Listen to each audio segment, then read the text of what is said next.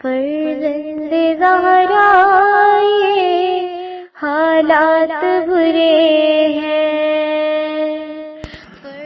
کاشانہ بصیرت ایک ایسا مکمل یوٹیوب چینل جس پر محروم بصارت کے لیے بالخصوص اور تمام افراد کے لیے بالعموم سینکڑوں کی تعداد میں اسلامی کتب دستیاب ہیں۔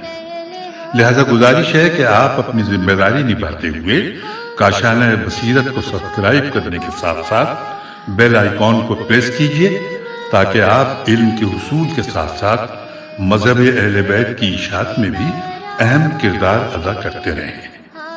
کاشانہ بصیرت۔ فرزند زہرا یہ حالات برے ہیں۔ یہ کتاب کاشانہ بصیرت کی جانب سے پیش کی جا رہی ہے۔ کتاب کا نام ہے مقتل دربندی۔ آج ہم اس کتاب کا 10واں حصہ پڑھ رہے ہیں۔ فصل چہارم کا آغاز پچھلے حصے میں ہو چکا ہے۔ اس میں عنوان ہے کیفیت شہادت سید الشہداء علیہ السلام۔ آج ہم پڑھنا شروع کریں گے صفحہ نمبر 147 سے۔ آخری لمحات۔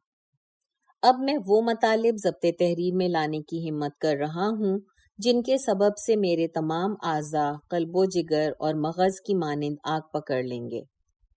ہائے مصیبت، ہائے! کاش میرا قلم اور انگلیاں جل جاتیں جس طرح عالم بالعزت ملا محمد آفندی استنبولی کی انگلیاں جل اٹھی تھیں۔ روایت کا مضمون یہ ہے: 40 نامی گرامی کفار اپنی چمکدار تلواریں لیے خنجروں اور دوسرے اسلحے سے لیس ہو کر شہادت مظلوم کربلا علیہ السلام کے لیے میدان میں آئے۔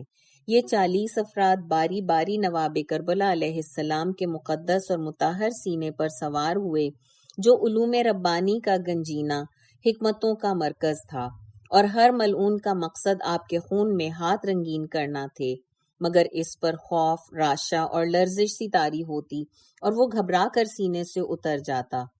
اسے عذاب آخرت کا خوف ہلا کر رکھ دیتا۔ وہ آپ کے سینے سے اتر کر اپنی تلوار اور خنجر کو دور پھینک کر راہ فرار اختیار کرتا۔ اس کیفیت کی جانب حضرت ولی العصر علیہ السلام نے کس طرح اشارہ فرمایا ہے؟ ان کفار نے آپ کے سینہ اقدس پر اپنے نجس قدم رکھے جبکہ آپ حالت احتضار میں تھے اور آپ کی پیشانی پر موت کے پسینے موجود تھے، مگر آپ کے ہاتھ پاؤں ہل رہے تھے۔ آپ اپنے مبارک ہاتھوں کو دائیں بائیں حرکت دے رہے تھے۔ آپ کی نگاہیں برابر خیام پر لگی ہوئی تھیں جو مستورات اور بچوں کی جستجو میں تھیں اور انہیں دیکھ رہی تھیں۔ اس ضعف اور ناتوانی کے عالم میں آپ دو وجوہات سے ایسے دیکھ رہے تھے۔ ایک تو ضعف اور ناتوانی کے سبب صحیح طور پر دیکھ نہیں پا رہے تھے، دوسرا اس لیے کہ یہ جان دینے کے لمحات تھے، تبھی تو مکمل یکسوئی سے خیمہ گاہ اور اہل و عیال کی طرف دیکھ رہے تھے۔ ان 40 ملعونوں میں سے ایک شبس بن ربعی لعنتی تھا جس نے عرش الہی یعنی سینہ انور پر نجس قدم رکھنے کی جسارت کی۔ اس ملعون نے تلوار ہاتھ میں لی اور سینہ انور پر سوار ہو گیا۔ اس نے ابھی آپ کے قتل کا ارادہ ہی کیا تھا کہ آپ نے اپنی کمزور اور نیم واہ آنکھوں سے اس کی طرف دیکھا تو وہ ملعون آپ کے سینے سے اترا، تلوار پھینک دی اور روتے ہوئے کہتا جا رہا تھا: اے ابن سعد، لعنت ہو تم پر، خود تو تم مظلوم کربلا کے قتل سے دامن بچاتے پھر رہے ہو اور ہمیں اس مقدس خون میں ہاتھ رنگین کرنے کا کہہ رہے ہو۔ خدا کی پناہ، میں ایسا نہیں کر سکتا، مجھے خدا بچائے میں خون حسین سے ہاتھ رنگین کیے اپنے رب سے ملاقات کروں۔ ان 40 ملعونوں میں سے دوسرا شخص سنان بن انس نخعی تھا۔ یہ ملعون کریہ صورت، چھوٹے اور بے ترتیب دانتوں والا، کوتاہ قد کاٹ کا مالک تھا جس کو برس کا مرض لاحق تھا۔ اس نے شبس بن ربعی کو آواز دی: تیری ماں تیرے سوگ میں بیٹھے اور تیرا قبیلہ تجھے قتل شدہ دیکھے، تم نے اس کو قتل کیوں نہیں کیا اور واپس آ گئے ہو؟ شبس بن ربعی کہتا ہے: میں تو قتل کرنا چاہتا تھا مگر مظلوم علیہ السلام کی آنکھیں کھلیں تو اس نے مجھے دیکھا اس کی آنکھیں تو رسول صلی اللہ علیہ وآلہ وسلم کی آنکھوں جیسی تھیں۔ میں نے حیا کی اور شبیہ رسول کو قتل کرنے سے باز رہا۔ سنان کہتا ہے تلوار مجھے دو، میں اس کے قتل کے لیے موزوں ترین شخص ہوں۔ سنان ملعون نے تلوار لی اور سینہ انور پر سوار ہو گیا۔ آپ نے سنان کی طرف دیکھا، وہ ملعون بھی مضطرب ہو گیا، اس پر کپ کپی اور راشا طاری ہو گیا۔ خوف کے سبب اس کے ہاتھوں سے تلوار چھوٹ گئی، وہ سینہ انور سے اتر کر فرار ہو گیا۔ شمر ملعون نے سنان سے کہا، او کمینے، تمہاری ماں تمہارے سوگ میں بیٹھے، کیوں قتل حسین سے رک گئے ہو؟ سنان نے جواب دیا، اے ملعون، تم پر لعنت ہو، میں تو اسے قتل کرنا چاہتا تھا، مگر جوں ہی اس نے آنکھیں کھول کر مجھے دیکھا، مجھے علی کی شجاعت یاد آ گئی اور میری طاقت جواب دے گئی۔ شمر ملعون کہتا ہے تم میدان جنگ کے بزدل ہو، تلوار مجھے دو، مجھ سے بہتر قاتل کوئی نہیں ہو سکتا، خدا کی قسم میں اسے ضرور قتل کروں، چاہے یہ شبیہ مصطفیٰ ہے یا شبیہ مرتضیٰ۔ ہائے اے دل، اے جگر، جل جاؤ، میں اس بحث کو کس طرح مکمل کروں؟ شمر لعنتی نے سنان کے ہاتھ سے تلوار لی اور عرش اعظم یعنی سینہ انور پر سوار ہو گیا، جو سینہ علوم ربانی کا خزینہ اور اسرار ملکوتی کا مخزن تھا۔ ذوالجناح کا لوٹنا۔ اس دوران میں پہلی مرتبہ ذوالجناح خیام میں واپس آیا تاکہ رسول زادیوں کو مطلع کر سکے، جیسا کہ امام زمانہ علیہ السلام نے ارشاد فرمایا زیارت ناہیہ میں، اے جد بزرگوار، جب آپ کا ذوالجناح میدان جنگ سے خیمہ گاہ کی طرف آیا تاکہ آپ کے اہل بیت کو مطلع کر سکے، تو وہ اپنی زبان میں فریاد کر رہا تھا، اپنے سم زمین پر رگڑ رہا تھا اور رو رہا تھا۔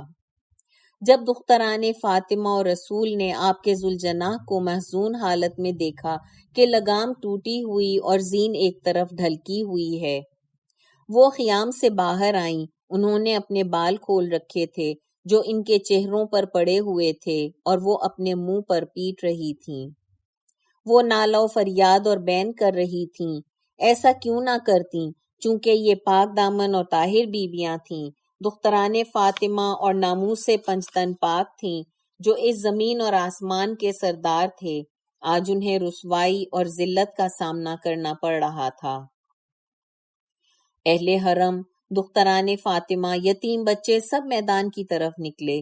جب امام مظلوم کربلا علیہ السلام تک پہنچے تو دیکھا کہ شمر ملعون آپ کے مقدس سینے پر سوار ہے، جو سینہ عرش اعظم الہی ہے، علوم و اسرار کا گنجینہ اور حکمت ربانی کا خزینہ ہے، اور اس نے اپنے نجس ہاتھوں میں آپ کے مقدس محاسن پکڑ رکھے ہیں۔ جب وہ ملعون آپ کا سر تن سے جدا کرنا چاہتا تھا تو آپ نے حرکت کرنا چھوڑ دی اور آپ کے لیے سانس لینا بہت مشکل ہو گیا تھا۔ واہ آہ واہ مصیبتا! مجھے نہیں معلوم حرم رسول نے جب یہ حالت دیکھی ہوگی تو ان پر کیا گزری ہوگی۔ خدا کی قسم، اہل ملکوت، اہل بہشت اور جہنم سب کو اس منظر نے رلا دیا، سب نالہ فریاد کرنے لگے۔ ایک بات طے ہے کہ زیارت ناہیہ مقدسہ کے ان جملوں سے یہ معلوم ہوتا ہے کہ بانوان عصمت و طہارت ساری کی ساری شہادت امام کے وقت امام کے پاس میدان میں موجود تھیں، جبکہ بعض کتب سے استفادہ ہوتا ہے کہ وقت شہادت صرف حضرت زینب بنت علی علیہ السلام اور حضرت ام کلثوم موجود تھیں۔ جو کچھ نگاہوں سے گزرا ہے وہ یہ ہے کہ ذوالجناح اہل حرم کو اطلاع دینے کے لیے 2 مرتبہ خیام میں آیا۔ پہلی مرتبہ ساری مستورات میدان جنگ کی طرف گئیں اور انہوں نے جا کر امام کی حالت کا مشاہدہ کیا۔ ذوالجناح انہیں میدان تک لایا۔ اس وقت سید الشہداء نے انہیں اشارے کے ذریعے حکم دیا کہ خیام کی طرف لوٹ جاؤ۔ سب نے امام کے امر کی اطاعت کی، چونکہ ہنوز شہادت نہیں ہوئی تھی۔ دوسری مرتبہ جب سید الشہداء علیہ السلام شہید ہو چکے تھے تو اس وقت تو چند خلاف عقل و عادت امور بھی دیکھنے کو ملے۔ اب دوسری مرتبہ صرف اور صرف بی بی زینب امام مظلوم کے جسد اطہر پر پہنچیں، باقی بیبیاں باہر نہیں آئیں۔ لحظات شہادت سید الشہداء علیہ السلام۔ اس کے علاوہ بھی 2 احتمال موجود ہیں، ہم ان کی طرف بعد میں اشارہ کریں گے۔ اب پھر پلٹتے ہیں شہادت مظلوم کربلا کی جانب کہ جب شمر ملعون عرش عظیم الہی یعنی سینہ انور و مطہر پر بیٹھا تو حجت کبریٰ نے اس لعین کی طرف دیکھا۔ شمر نے جواباً کہا، اے حسین علیہ السلام، میں ان سے نہیں ہوں جو پلٹ گئے تھے۔ اے حسین، میں تمہارے قتل سے باز نہیں آؤں گا۔ آپ نے فرمایا، تم کون ہوتے ہو جو اس اعلیٰ اور عرفہ مقام پر آ کھڑے ہوئے ہو؟ میرا یہ سینہ میرے نانا کی بوسہ گاہ ہے۔ اس نے جواب دیا، میں شمر زبانی ہوں۔ مظلوم کربلا علیہ السلام نے فرمایا، اے شمر، کیا مجھے نہیں پہچانتے؟ شمر نے جواب دیا، میں تمہیں پہچانتا ہوں، تم حسین ابن علی علیہ السلام ہو، فاطمۃ الزہرا سلام اللہ علیہا کے لخت جگر ہو، تمہارے نانا محمد مصطفیٰ صلی اللہ علیہ وآلہ وسلم اور نانی خدیجۃ الکبریٰ ہیں۔ آپ نے فرمایا، لعنت ہو تم پر، مجھے پہچاننے کے باوجود قتل کر رہے ہو۔ اس بے رحم انسان نے جواب دیا، میں تمہارے قتل کی بابت یزید لعنتی سے انعام لوں گا۔ آپ نے فرمایا، کیا میرے نانا کی شفاعت اچھی ہے یا یزید کا انعام؟ شمر لعنتی نے کہا، میرے لیے تمہارے نانا کی شفاعت سے بہتر یزید کا انعام ہے۔ اس حجت کبریٰ اور ولی مطلق خدا نے فرمایا، اے شمر، اب جب کہ تم میرے قتل سے ہاتھ نہیں کھینچ رہے ہو اور ہر حال میں مجھے قتل کرنا چاہتے ہو تو ایک گھونٹ پانی ہی دے دو، میرا جگر پیاس سے جل رہا ہے۔ اس ملعون نے جواب دیا، اے حسین، خدا کی قسم، اب پانی پینے کے بجائے تم شربت مرگ نوش کرو گے۔ وہ ملعون کہتا ہے، اے فرزند ابو تراب، تمہارا تو یہ عقیدہ نہیں ہے کہ تمہارے بابا ساقی حوض کوثر ہیں، وہ اپنے محبوں اور شیعوں کو کوثر سے سیراب کریں گے، لہٰذا صبر کرو اور اپنے بابا کے ہاتھوں کوثر پینا۔ آپ نے فرمایا، اے شمر، تجھے خدا کی قسم اپنے چہرے سے نقاب ہٹا تاکہ میں تجھے دیکھ سکوں۔ شمر لعنتی نے چہرے سے نقاب ہٹائی تو آپ نے دیکھا کہ اس کے چہرے پر برس کے داغ ہیں، آنکھیں ٹیڑھی، پستان کتے کے پستانوں کی مانند، اور اس کے بال سور کے بالوں کی طرح کے ہیں۔ آپ نے فرمایا، میرے نانا نے سچ فرمایا تھا۔ اس ملعون نے پوچھا، حسین علیہ السلام، تیرے نانا نے کیا فرمایا تھا؟ سید الشہداء علیہ السلام نے فرمایا، میرے نانا نے میرے بابا امیر المؤمنین علیہ السلام سے فرمایا اور میں نے بھی سنا تھا، اے علی علیہ السلام، تیرے بیٹے کا قاتل وہ شخص ہوگا جو ابرس اعور ہوگا، اس کے پستان کتے کی مانند اور دانت اور بال سور کی طرح کے ہوں گے۔ سید الشہداء علیہ السلام نے جنگ شروع ہونے سے قبل ہی یہ فرمان رسول دہرایا تھا، جیسا کہ روایات میں بھی ملتا ہے۔ راوی کہتا ہے، میں سید الشہداء علیہ السلام کی خدمت اقدس میں موجود تھا۔ آپ نے نہر کربلا کی سمت نظر دوڑائی اور شمر لعنتی کو دیکھا، وہ ملعون ابرس تھا۔ حضرت امام حسین علیہ السلام نے فرمایا، اللہ اکبر، اللہ اکبر، صدق اللہ و رسولہ۔ میرے نانا بزرگوار نے ارشاد فرمایا، میں دیکھ رہا ہوں کہ ابقا اور ابرس کتا میرے اہل بیت کا خون پینے پر حریص ہے۔ جب شمر لعنتی نے سید الشہداء علیہ السلام سے یہ گفتگو سنی تو شدید غصے میں آ گیا اور کہنے لگا، اے حسین علیہ السلام، تم نے اور تمہارے نانا نے مجھے کتے اور سور سے تشبیہ دی ہے، میں تجھے اس طرح قتل کروں گا کہ مکافات اور جزا کو اس سے تشبیہ دی جائے گی۔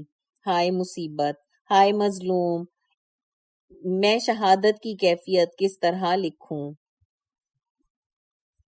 جہنم کی خلقت کا راز۔ اس لمحے مجھے ایک حدیث یاد آ رہی ہے، اگرچہ ہماری بحث سے ہٹ کر ہے مگر بعد والی ابحاث سے مناسبت رکھتی ہے۔ اس کے ذریعے اسرار الہی میں سے ایک عظیم سر اور راز سے نقاب کشائی ہو جائے گی۔ مجھے یقین ہے کہ میرے دل پر اس حدیث کا انعام خداوند قدوس کے غیبی انعامات میں سے ہے۔ اس حدیث کا مضمون اور محصل یہ ہے، ایک دن پیغمبر اکرم اپنے چند اصحاب کے ساتھ مدینے کی ایک گلی سے گزر رہے تھے۔ ایک خاتون اپنے گھر کے دروازے پر کھڑی تھی، اس نے سلام کیا، آپ نے اسے جواب دیا۔ اس عورت نے عرض کیا، میں آپ کی خدمت اقدس میں درخواست کرتی ہوں کہ میرے غریب خانے پر قدم رنجا فرما کر مجھے سرفراز فرمائیں۔ آپ جو انکا لعلی خلق عظیم کے درجے پر فائز تھے، اپنے اصحاب کے ہمراہ گھر میں داخل ہوئے۔ آپ نے دیکھا کہ اس خاتون نے کافی ایندھن جلا رکھا ہے اور اب کی آگ جل رہی ہے۔ اس انگیٹھی کے گرد چند بچے بیٹھے آپس میں کھیل رہے ہیں۔ اس عورت نے عرض کیا، یا رسول اللہ صلی اللہ علیہ وآلہ وسلم، مجھے ان بچوں سے زیادہ مہربانی اور محبت ہے یا اللہ کو اپنے بندوں سے؟ آپ نے فرمایا، خدا کی مہربانی اور رحم بہت زیادہ ہے۔ اس عورت نے عرض کیا، یا رسول اللہ، پھر اللہ نے جہنم کیوں خلق فرمائی؟ آپ نے گریہ فرمایا اور ارشاد فرمایا، ھکذا امر ربی، یہ تو میرے پروردگار کے امر سے ہے۔ بالکل واضح ہے اس عورت نے جب وہ گفتگو کی، اس کی وجہ یہ تھی کہ وہ جہنم کی تخلیق اور اس کی حکمت اور فلسفہ جاننے کے ساتھ ساتھ کفار و منافقین کے عذاب سے متعلق بھی علم حاصل کرنا چاہتی تھی۔ ان میں سے من جملہ ایک واقعہ کربلا ہے۔ جب واقعہ کربلا سرور دو جہان کے ذریعے مشہور ہوا تو آپ نے چشم بصیرت سے ملکوت کربلا کا مشاہدہ فرمایا، بالخصوص مقام شہادت، اور شہادت کی کیفیت کو تبھی سے شمر ملعون نگاہ رسالت میں آیا تو آپ نے گریہ کرنا شروع کر دیا۔ اگر ہم قائل ہو جائیں کہ سردار انبیاء کا گریہ صرف اور صرف واقعہ کربلا کی وجہ سے نہیں تھا تو اتنا ضرور ماننا پڑے گا کہ پیغمبر اکرم کے گریہ کرنے کے اسرار میں سے ایک راز واقعہ کربلا ہے۔ جیسا کہ اس عورت کا سوال ہے، بعض انبیاء علیہ السلام نے بھی خداوند متعال سے پوچھا تھا، جہنم کی خلقت کا راز کیا ہے؟ باوجود اس کے کہ پروردگار کے اسماء میں سے ایک عظیم نام ارحم الراحمین ہے۔ جب خداوند کریم روز عاشور کے ملکوت کا آغاز سے اختتام تک جو کچھ بھی اہل بیت رسول سے متعلق ہے دیدار کر رہا تھا، یعنی عالم مثالی روز عاشور اور سید الشہداء علیہ السلام کی مانوی شان و شوکت نزدیک تھا کہ اس عجیب و غریب واقعے کے دیدار اور مشاہدے کے سبب عالم مثال و برزخ میں انسانوں کی پاک ارواح اور ان کے اجسام اس سے قطعی رابطہ کر لیں تو سب کے سب ہلاکت سے دوچار ہو جائیں گے۔ اسی وقت سے سمجھا جا سکتا ہے اگرچہ ذات خداوندی ارحم الراحمین ہے، مگر اس میں قاہر اور عدل کا بھی مظہر ہے، اور وہ جنت اور جہنم کا خالق بھی ہے، اور یہ ارحم الراحمین تبھی ہو سکتا ہے جب وہ جنت اور جہنم دونوں کو خلق کرے اور جہنم میں کفار اور منافقین کو عذاب دے۔ اے مومنو، اے شیعان علی علیہ السلام، یہ عظمت سننے کے بعد اپنے سر اور سینے کو پیٹ لو، چونکہ کربلا وہ مقام ہے جب اسے کفار اور منافقین دیکھتے ہیں تو بہت زیادہ محزون ہو جاتے ہیں۔ ان منافقین میں ایک نام ہلال بن نافع کا ہے جو لشکر کفر کا سالار اور ابن زیاد کے سپاہیوں میں سے تھا۔ وہ کہتا ہے کہ میں ابن سعد کے ساتھیوں کے ہمراہ کھڑا تھا کہ ایک شخص نے آواز دی، خوشخبری ہے اے امیر، شمر لعنتی نے حسین ابن علی علیہ السلام کو قتل کر دیا ہے۔ اس کا کہنا ہے، میں سپاہیوں کی صف چیرتا ہوا اس مقام تک پہنچا جہاں سید الشہداء علیہ السلام حالت احتضار میں تھے۔ میں نے ایسا مقتول آج تک نہیں دیکھا۔ اگرچہ حسین علیہ السلام خاک و خون میں غلطاں تھے، آپ کے بدن اطہر سے خون کا دریا بہہ رہا تھا، آپ کے نور اطہر کے جمال نے مجھے اپنی طرف کھینچا۔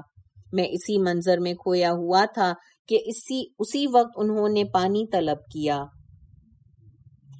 ایک ملعون نے جواب دیا، اے حسین علیہ السلام، نعوذ باللہ، تم پانی نہیں پی سکو گے، جہنم جا کر تمہیں شراب حمیم سے سیراب کیا جائے گا۔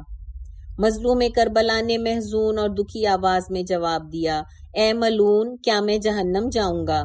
میں صدق و صفا کی نشست پر ملیک مقتدر کے ہمراہ رسول اکرم کی خدمت میں پہنچوں گا اور تم لوگوں کی شکایت کروں گا اور جو کچھ تم لوگوں نے کیا ہے انہیں بتاؤں گا۔ وہ سنگ دل کفار کو غصہ آ گیا۔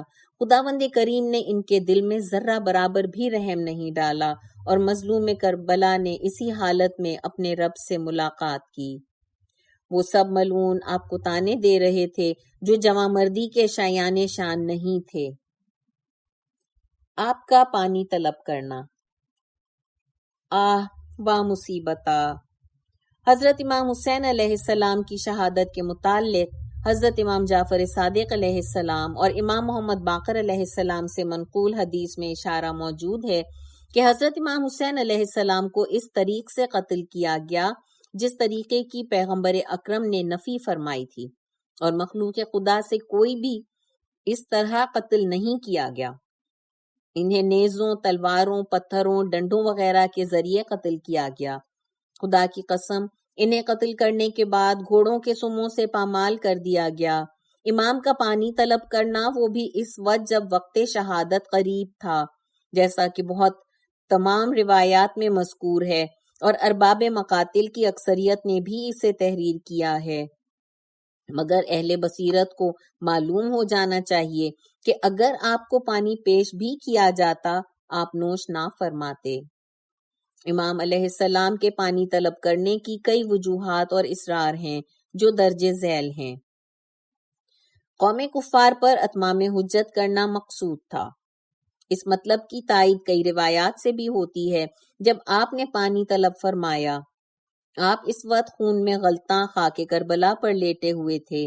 ایک شخص جس نے درویشانہ لباس پہن رکھا تھا، اس نے اپنے کشکول کو پانی سے بھرا اور خدمت مظلوم کربلا میں پیش کیا۔ امام کو سلام کیا، آپ نے اسے جواب دیا۔ اس درویش نے عرض کیا، اے ابا عبداللہ، میں نے آپ کے پانی مانگنے کی آواز سنی، میرا دل جل اٹھا اور جگر پھٹ رہا ہے، پانی لے کر حاضر ہو گیا ہوں، براہ کرم نوش فرما لیجئے۔ آپ نے اس درویش کے ہاتھ سے کشکول لے کر پانی ارض کربلا پر پھینک دیا اور زمین کربلا پر ایک خط کھینچا اور فرمایا، اس طرف غور سے دیکھو۔ اس درویش نے دیکھا کہ ایک عظیم نہر جاری ہو گئی ہے۔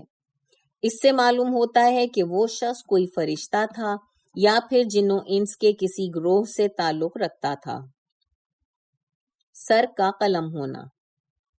اے محبان اہل بیت، اے عزاداران سید الشہداء علیہ السلام، ماتم کی تیاری کرو، اب ہم ان آخری لمحات کا ذکر کرنے جا رہے ہیں۔ جب امام کی گفتگو سن کر شمر ملعون کو غصہ آیا، اس نے امام کو منہ کے بل گرا دیا اور بعض روایات میں ہے کہ پاؤں سے ٹھوکر ماری، نعوذ باللہ، اور انہیں سیدھا کیا۔ اب اس ملعون نے آپ کی رگوں کو کاٹنا شروع کر دیا۔ میں تجھے قتل کروں گا، مجھے یقین ہے تم فرزند رسول خدا ہو اور علی مرتضیٰ کے لخت جگر ہو جو ساری مخلوق پر فضیلت رکھتے ہیں۔ اس ملعون نے کہا، میں آج تجھے قتل کروں، اور حالانکہ مجھے یقین ہے، ایسا یقین جس میں ذرہ برابر بھی شبہ نہیں ہے، یہ سچ ہے کہ پیغمبر اکرم کے بعد تیرا باپ سب سے افضل ہے۔ آج تجھے قتل کروں گا اور بہت جلد پشیمان بھی ہو جاؤں گا۔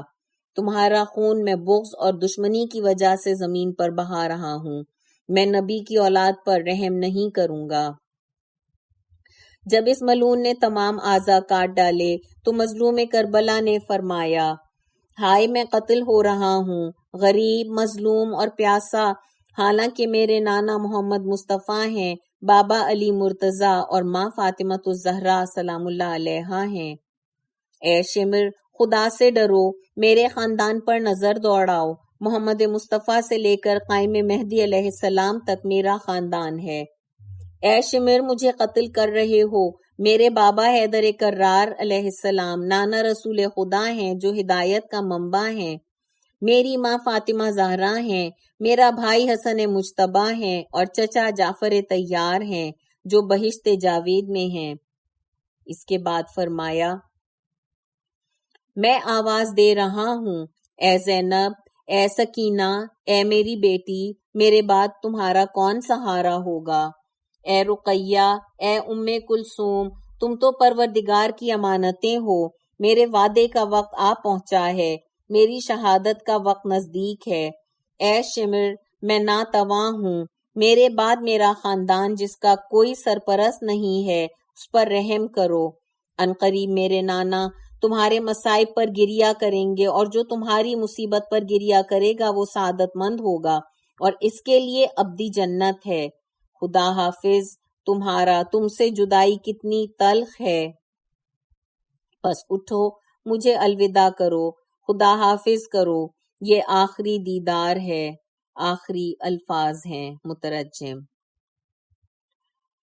جناب شہاب الدین کی روایت میں مذکور ہے، معذرت چاہتی ہوں، بی بی زینب سلام اللہ علیہا اس وقت تشریف لائیں جب شمر لعنتی آپ کو ذبح کرنا چاہتا تھا، وہ آپ کے سینے پر سوار تھا۔ بی بی نے فرمایا، اے شمر، میرے بھائی کو قتل نہ کرو، میرے بھائی کی جگہ مجھے قتل کر دو۔ شمر لعنتی نے اپنے نجس پاؤں کے ذریعے جواب دیا۔